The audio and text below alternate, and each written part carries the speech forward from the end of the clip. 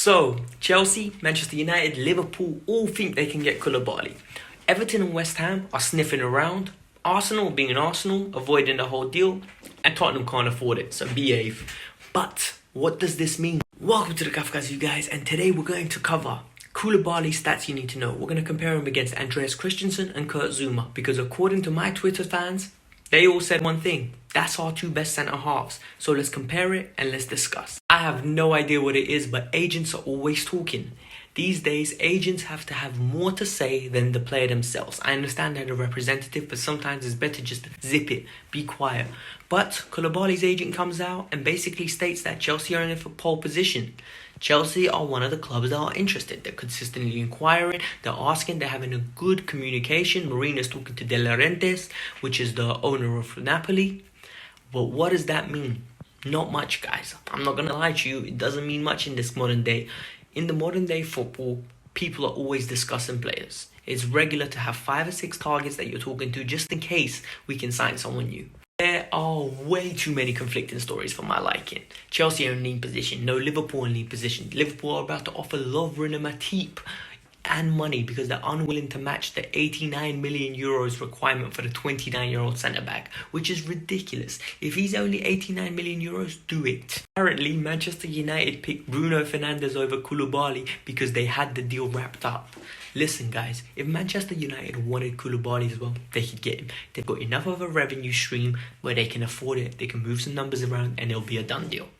But let's get into the stats you need to know, because that's what you guys are here for. And additionally, do me a massive favor, hit the subscribe button, like. We are growing at a rapid rate. Let's get to that 1,000 mark and do a boop boop.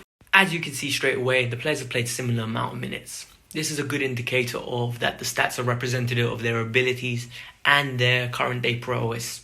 So let's get into it. Straight away, I'm telling you right now, goals and assists for defenders, especially centre-backs, is a bonus. My main concentration is the defending, so the fact that this says 0 assists and 0 goals in the league this season, I don't care. Looking at the thing on the board right now, the thing that stands out straight away is Kurt Zouma's dominance in the air. 4 aerial duels won a game.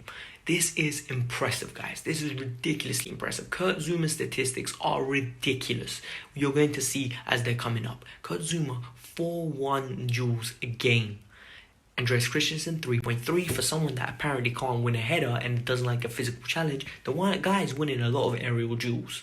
And then Koulibaly's on 2.3. It's a disappointing start for Koulibaly, but he's not one of those centre-halves that wants to win a lot of headers, and he's very assertive in different manners. So you'll see as we go on. Playing for major Premier League clubs or a Serie A club, you need to be able to sniff out danger. These players can sniff out danger, and it highlights in their stats with their clearances. If you look at Kurt Zouma, 4 clearances per game. Koulibaly once again lacking behind, and Christensen comes in 2nd place. However, I think that's due to the style of play.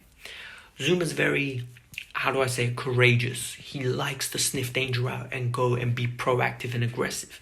The other two, in my opinion, they're very methodic. They wait and they see how something pans out, and they only intercept unless they have to.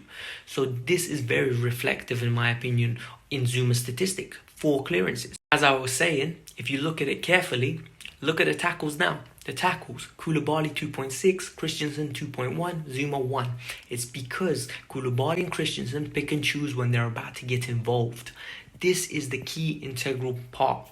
Those players are more of the players that observe and they wait and they pick their moments. It's not a knock against Zouma. In my opinion, sometimes you need an aggressive defender, someone that takes no nonsense. The block shots, Koulibaly 0.8, 0.5 for Christensen, and 0.3 for Zouma. As you can see, these are all very good stats, and Koulibaly is coming into his own. You can see the quality just based on the numbers. And then the eye test tells a completely different story. He is phenomenal. Man, Christensen commits the least fouls with 0.8. Koulibaly is a fouling machine according to this. 2 fouls a game. So you know what? Expect him to rock up some yellow cards, because there'll be a lot of tactical fouls. A lot of those smart fouls where you're like, you know what? Takes the sting out the game, everyone get back into shape, and I like that. It shows leadership and courage, in my opinion. Zouma as well, he's very good at that. He can break up play fantastically well. Honestly, all 3 of these players are phenomenal, and it's a pleasure looking at their stats and diving in, because it makes you appreciate what they're like. Andreas Christensen is well renowned to be comfortable on the ball.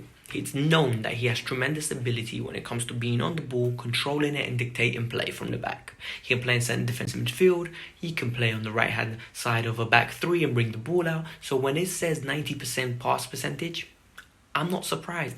Koulibaly and Zouma come in with very respectable numbers as well. Neither one of them is a liability.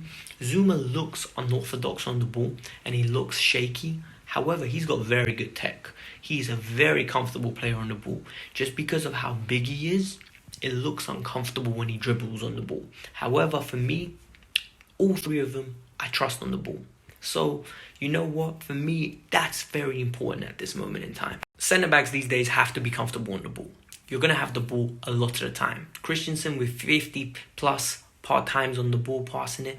Koulibaly with 60 and Zouma nearly averaging 70 passes per game. That's the norm. You're going to have to accept that. They're going to keep so much of the possession that we're going to have to trust our centre-backs on the ball. So when you look at long balls, successful long balls, and 4.3 for Koulibaly and Zouma, you realise that they're very comfortable on the ball, because long balls in the Premier League and Serie A is not easy. It's something that you're under pressure and you need to perform it excellently. And they both have it in their locker. And like I said last time, Zouma is very underrated on the ball. As you can see by the numbers, Koulibaly puts up a great fight and the eye test tells me I want him. I think he's fantastic. I think he'd be the Van Dijk signing. He'd be the Virgil van Dijk of Chelsea. But do I want him? Hell yes, of course I want Koulibaly. What kind of stupid question is that?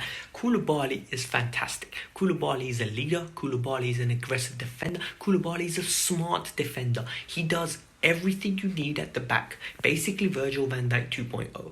And you know what? Not enough fans appreciate that. I'm going to have the 29 brigade. Oh my god, he's nearly 30. We can't sign that. Listen, it doesn't matter if he's nearly 30.